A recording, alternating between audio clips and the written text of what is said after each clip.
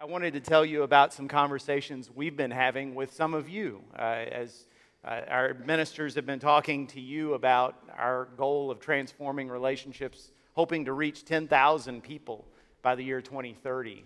And we just want to know how it's going, how you're doing, how we're doing in terms of communicating what that means. And there's a couple of things that we've heard from you that I wanted to address this morning before we get into the Word. One is there are people, some of you who say, well, that word transforming is awfully intimidating, and I don't know that I've ever transformed anyone's life or am able to transform anyone's life. And to that I say, I agree. You and I, neither one of us are capable of transforming anyone's life. So we're not asking you to come to us with proof that someone's done a complete U-turn and is an absolutely new person because of you. What we're saying is, if there's somebody in your life that you have the intention of doing good for them, you want to influence them towards God, or you want to bless them in some way, if your intention is there, something as simple as your kid is on a baseball team and there's a parent of another kid on the baseball team that you think isn't a Christian, and you start praying for them and looking for an opportunity to influence them toward Christ, that's a transforming relationship right there. That intention